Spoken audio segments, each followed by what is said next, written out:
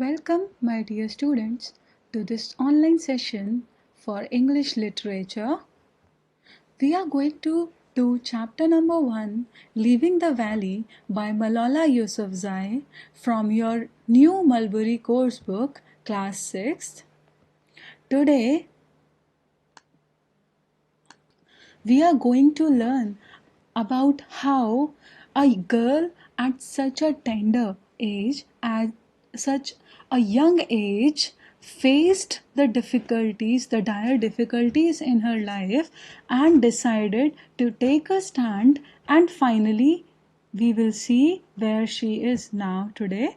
I hope most of you are familiar with her name, Malala Yousafzai, who is a campaigner for girls' education from Pakistan.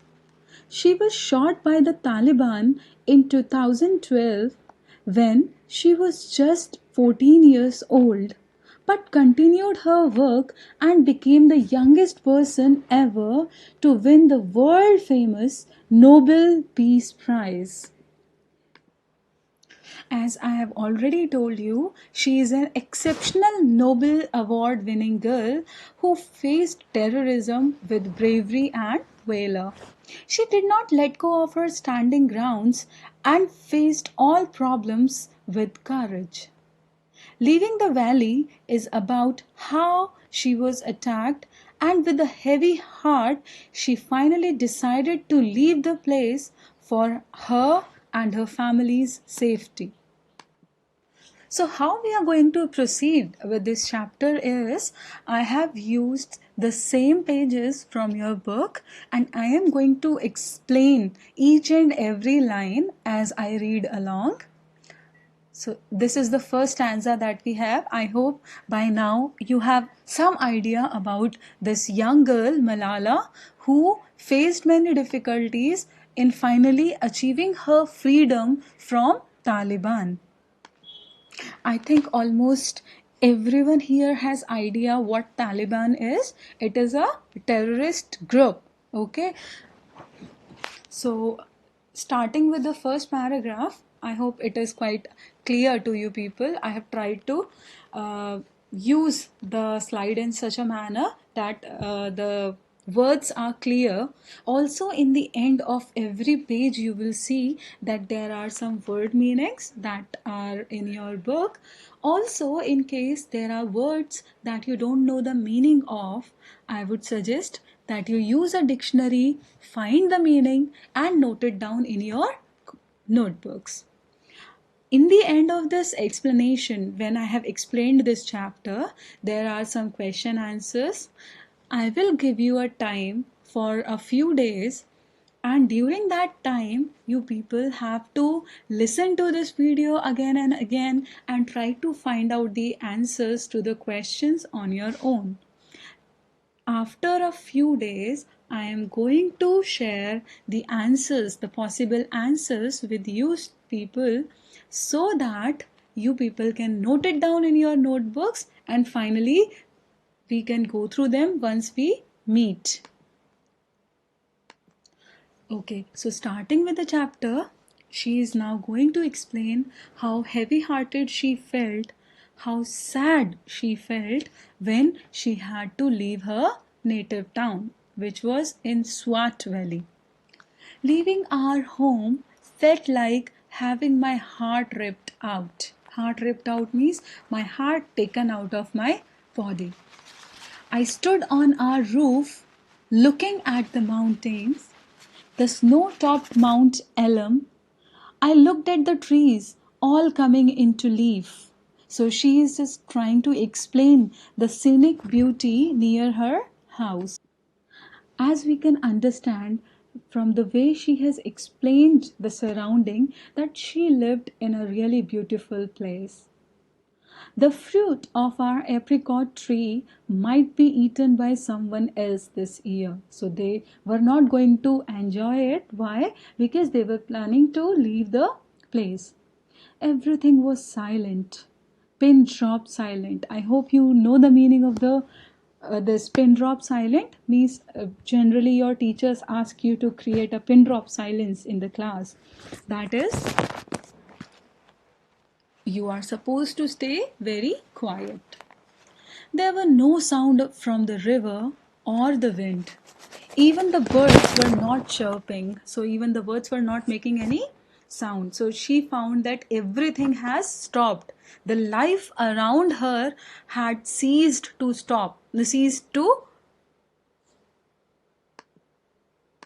exist. I wanted to cry because I felt in my heart that I might never see my home again. Okay, she lived in an area which was under the influence of the Taliban's, the terrorist group, and it was difficult to live a life there, especially being a girl.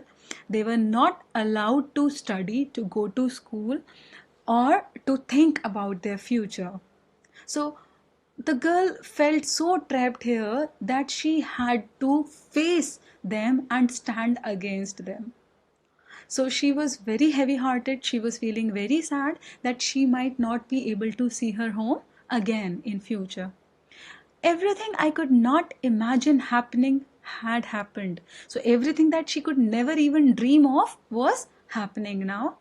I thought my school would not close, and it had. She thought that the school will not close, but the school had closed, like you people are facing right now. You would have never imagined the schools closing for these many days, as it is the case these days, right? So also a quick tip: stay at home, stay safe, stay indoors. Okay, so she was thinking that her school would not close, but it had. Because why? Not everyone will think that the school must not close, but here the girl was so much dedicated towards her studies that she wanted to attend the school.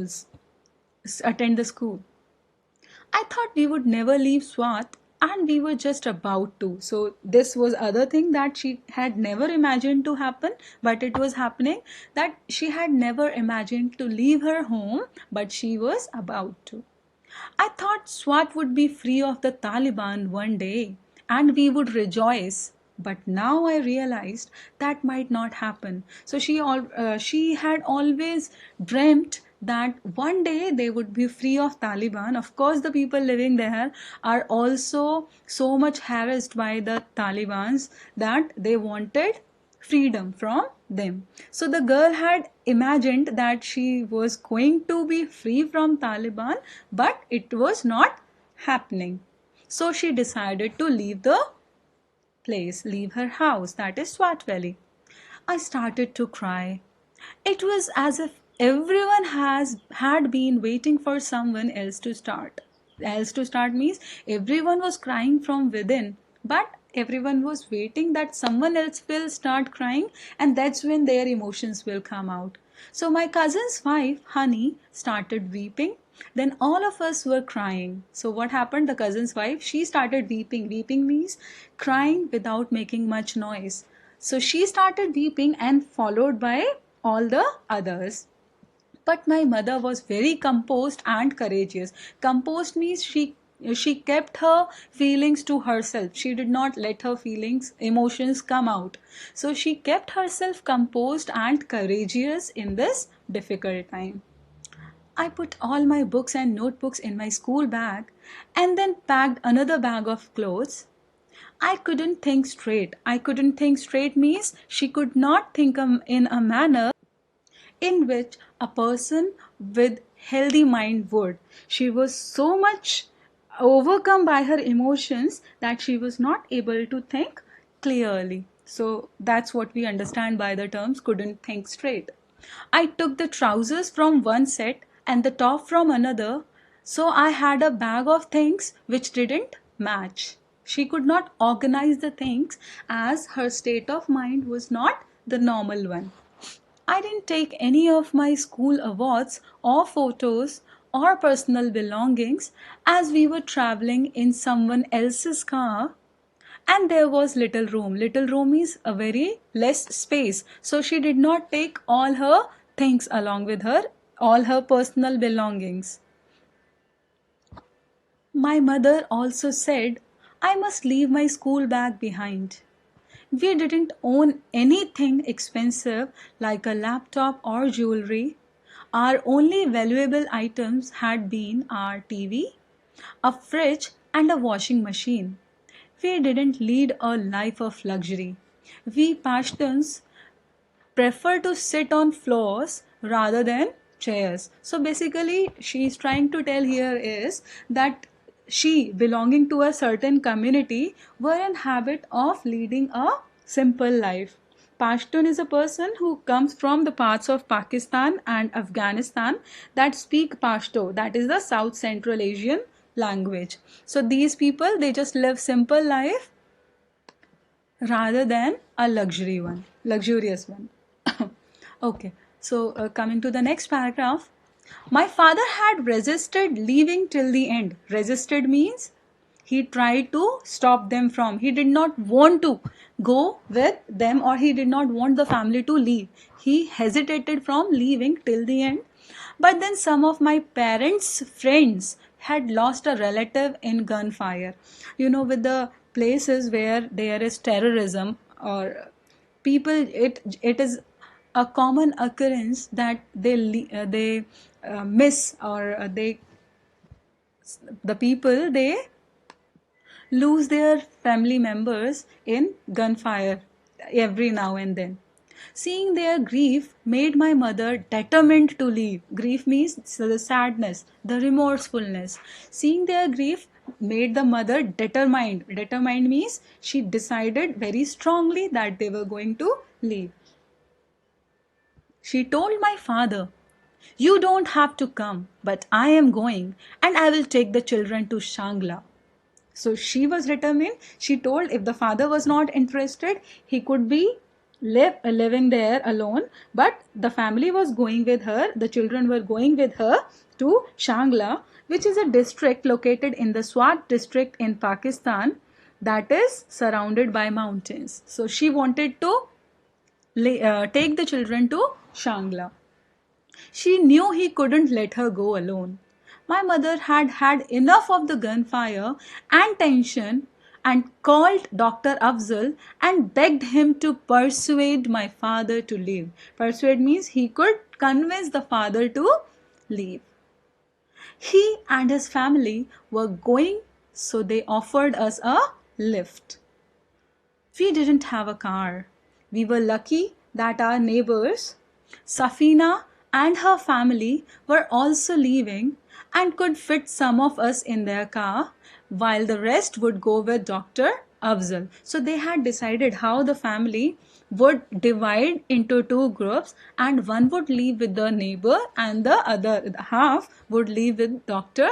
Afzal, whom the mother had convinced to go with. Moving to the next paragraph, on 5th May 2009, we became IDPs. IDPs means internally displaced persons. So, what is IDPs? I'm sure this is the first time you are hearing such this abbreviation. IDPs are the people who are forced to flee their home but remain within the country's borders. Means they are forced to leave their homes but they still remain in the same country. They don't leave the borders. It sounded like a disease. Generally we have syndromes like this, but it was not a disease. It was just the people who were displaced internally. They could not go to other countries, so they sounded like IDPs. They were the IDPs on 5th May 2009. That is when they decided to leave. Coming to the next paragraph, my mother, father, grandmother, my cousin's wife, Honey, that we remember, and baby, and my brothers were all squashed into the back of Dr. Afzal's van along with his wife and his children. So these were the people that were traveling in Dr. Afzal's van. So many people, because it was under the difficult circumstances that they could not afford many vehicles, so they were just compromising so many people in just one van. There were children in the laps of adults and smaller children in their laps. I was luckier. There were fewer people in Safina's car, but I was devastated by the loss of my school bag. She could not carry the school bag with her because of the lack of space in the cars. So she was devastated. This shows us how much she was inclined towards studies, how she was dedicated towards her studies, that she was sad that she could not bring her the school bag. Not just simply sad, she was devastated, shattered. Okay. Safina's father put his foot on the pedal, and away we drove out of the small world of our street, home, and school, and into the unknown. They did not know where they were going, what lied ahead of them, but they left their home. We did not know if we would ever see our town again. It was a mixed emotion that she was feeling. She was leaving her home, she was leaving her school, she was leaving the streets where she used to play with her friends, she was leaving everything behind to a new life. And the difficult part was that they had no clue about the new life as well. Since they had not planned much what lay ahead. They just wanted to get rid of the place that was filled with the terrorism. Coming to the next paragraph, the streets were jam-packed. Jam-packed means the vehicles did not have much space to move as there were many other vehicles. So there was jam. The streets were jam-packed. I had never seen them so busy before. So what could possibly be the reason?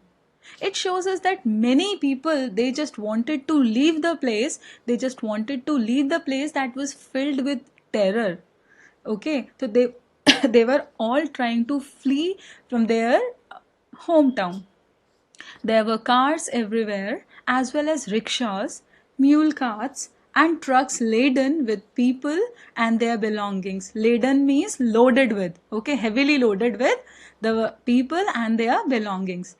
Thousands of people were leaving with just the clothes they had on their, let's move to the next page, bags. Okay, so whatever they could carry just in a backpack or wearing, they were just leaving the place somehow. It felt as if the whole valley was on the move. It felt that every person from the valley was trying to go away from their hometown, go away from the terror. I am repeating it again and again because we cannot even imagine the life with terrorism around. Few people knew where they were going, they just knew they had to leave. This was the biggest exodus in Pashtun history. Biggest exodus means this was the biggest movement where large number of people, they were leaving a place together. This is the meaning of the term exodus. So this was the biggest exodus in the Pashtun history. The road was heaving with traffic. Heaving means very crowded with traffic. It was a long, slow journey, and we were all very sweaty, crammed in together. Why sweaty? Because there were so many people in very less space. So since they were all stuffed into a space, they were all very sweaty. Sweaty means filled with sweat. Usually, car journeys are an adventure for us children as we rarely go anywhere. But this was different. Everyone was depressed. They were depressed because they were leaving their things, depressed, leaving their things behind, leaving everything behind. First of all, you must know the meaning of the term depressed. Means they were very, very, very sad. So they were sad because they were leaving their things behind. They were scared whether they would be able to go or not, leave the place or not. Then they were sad because they did not know what lay ahead. They did not know what they were going to face later, where they were going to stay, which city they were going to settle in. Finally, we got through the mountain pass and left Swat behind. So finally they got through and they left the Swat behind, Swat Valley. It was late afternoon by the time we reached Mardan. My father kept insisting, in a few days we will return. Everything will be fine. But we knew that was not true. So father still wanted to come back to his hometown. That was probably the place where he grew up. Then he lived his entire life. And now abruptly he had to leave the place. So he was still so much attached to the place, emotionally attached to the place, that he wanted to go back. That is why he kept on insisting. Insisting means saying forcefully again and again. Coming to the next paragraph. We were planning to make our way to Shangla, our family village. So far, we had driven in the opposite direction, but we had to take the only lift we could to get out of Swat. So, the priority was to get out of Swat. Okay, although since they had taken lift from their neighbor and the doctor, they were moving in the opposite direction. But once they go out of the Swat Valley, they could make their way to their hometown, which was in Shangla. That was their family village. So the priority was get out of the Swat and later on settle where they can find the place to. My father then left us to go to Peshawar and alert people to what was happening. Okay, what did he do? The father left them to go to Peshawar and tell the people what was happening. He promised to meet us later. The next day, we met up with my cousin Khanji, who was going to Besham, from where we would go to Shangla. So this was the plan, that next day they would meet the cousin. Then the cousin, he was going to Besham, from there they would go to Shangla. So this is how they had planned their escape. It was not easy to get from Besham to our village, and we had to walk 25 kilometers carrying all our things. See how difficult it was. They were traveling for days. Then after reaching Besham, they had to travel 25 kilometers. Not simply travel, they were supposed to walk all throughout, and that too carrying all their things. At one point, we were stopped by the army, who told us we could go no further and must turn back. See how disappointing it would be that you are trying to flee from a difficult situation, and later you are told that you cannot go any further. So the family, again, it was a shock to them. Moving to the next page. Our home is in Shangla. Where will we go? We begged. My grandmother started crying. Finally, they let us through. They also understood that the people were coming from difficult situation. The army and their machine guns were everywhere. Because of the curfew and the checkpoints, there was not one other vehicle on the road that didn't belong to the military. So all the vehicles that were on the road, they all belonged to the military, and there were so many checkpoints, and there was the curfew. Curfew means no vehicles available for the people to commute from one place to another. Even the people were not allowed to travel. We were afraid that the army wouldn't know who we were and would shoot us. In the case of curfew, no one is allowed to travel, and if a person is found doing so, they might be shot, thinking that they belong to any terrorist group. We stayed in my mother's village, Kharshat, with my uncle Faiz Muhammad and his family. Now, Kharshat is a small place in Pakistan, so that's where they lived, at the mother's village with the uncle Faiz Muhammad and his family. I was happy to be with my cousin Sumbul, who is a year older than me. Once we were settled, I started going to school with her. I was in year 6 but started in year 7 to be with Sumbul, because generally it is with you people as well. You like the company of your cousins, especially if it is your peer group, if they belong to your age group. So same was the case with her, Malala, that she found her cousin very good. She was very happy with the cousin Sumbul. So since she wanted to spend more and more time with her, she took the admission in the same class, although she was a year older. It took over half an hour to walk to school. My uncle gave me pocket money to buy snacks at school. They sold cucumber and watermelon.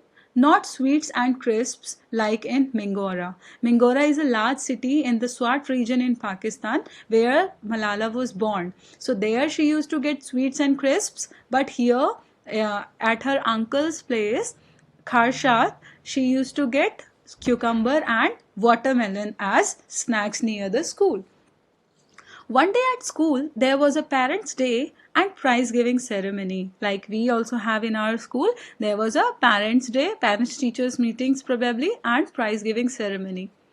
I read a poem about working hard to achieve your heart's desire. In order to achieve what your heart wants, you need to work very hard. That's what the topic of her poem was.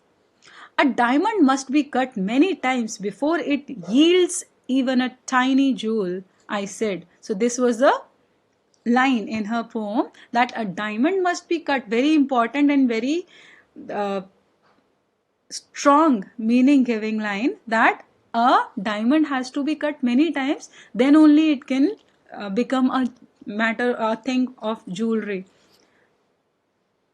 Okay, coming to the next page.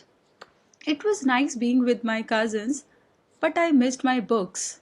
I kept thinking of my school bag at home with copies of Oliver Twist and Romeo and Juliet waiting to be read. So these are the very famous books, Oliver Twist and Romeo and Juliet, that she wanted to read, and that the books were kept in her bag back at home. But now we were living our own drama. We had been so happy, then something very bad had come into our lives, and we were now waiting for our happy ending. After we had been in Shangla for about 6 weeks, my father said we could travel to Peshawar. It was very emotional to see him again, since it has been so many weeks that they did not even see the father who had gone to meet the cousin.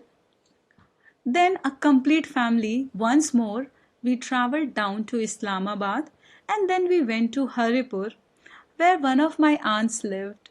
See how difficult the situation is once they have left their home. They were just traveling different places in order to achieve a settlement. And then we went to Haripur, where one of my aunts lived. It was our fourth city in 2 months. I knew we were better off than those who lived in the camps, queuing for food and water for hours under the hot sun, but I missed my valley. So, when the people live in camp, that means so many people are living there who do not have any place to go. So, they have to stand in line. Queuing means standing in line for something, for food and even for water. They would stand in line for hours, then only they would get something. So it living at their relatives place was better than living in those camps. It was there I spent my 12th birthday. Nobody remembered. Since they were traveling, it was very difficult, or it was rather they were depressed that they could not even keep a track of the girl's birthday. I was upset and recalled how different my 11th birthday had been. So just this 1 year, and it has changed everything upside down. I had shared a cake with my friends. There were balloons, and I had made the same wish I was making on my 12th birthday, but this time there was no cake and there were no candles to blow out. Once again, I wished for peace in our valley. So the girl only wanted peace in the valley, because when she was 11, when she turned 11, there also the valley had this Taliban's terrorism, and even in 12th birthday, on 12th birthday, she wished the same because the valley was still facing the same difficulties. She probably too wanted to go back to her valley, but in the different circumstances. Moving to the next page. Okay, that's it. See how the life had turned her, the Malala, how she has faced the difficulties throughout her life, and had now uh, on her 12th birthday she had wished the same thing, that is the peace in her valley. How difficultly she had spent her childhood there, or throughout her 11 years in the valley. There is even much more to know about Malala, how she faced the terrorists, how she was stopped from studying, and how she finally moved to the UK. She became a Canadian resident, and now she is living her life inspiring people. Okay, so I now, as a homework, I want you all to go through her life, the Malala's life. You can find on the internet. I think there is even a movie based on her life. You can find somewhere.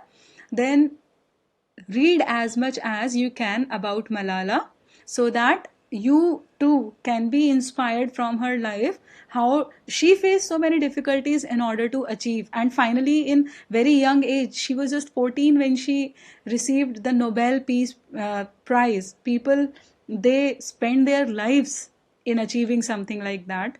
So you people must also be inspired. At least for now, what you can do is find your passion, find the good things that you can do, explore your capacities, since you are getting a lot of time at home.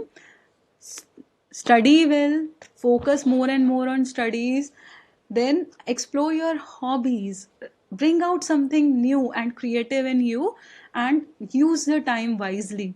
Be inspired from her, how even after facing a lot of difficulties at such young age, she was almost your age when she was going through all this.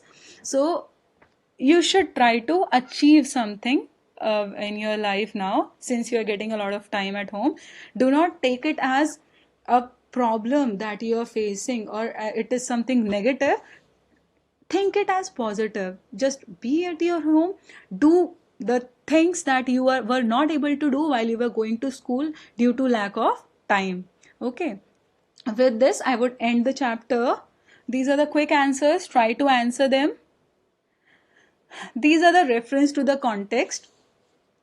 Read them, try to find the answers, read, reflect, write, and integrate. So your homework would be note down all the word meanings in your copies, try to answer the questions, and once the answers to these questions are shared with you, you have to note them down in your notebooks. Okay, stay safe at your home, be happy, take care, students.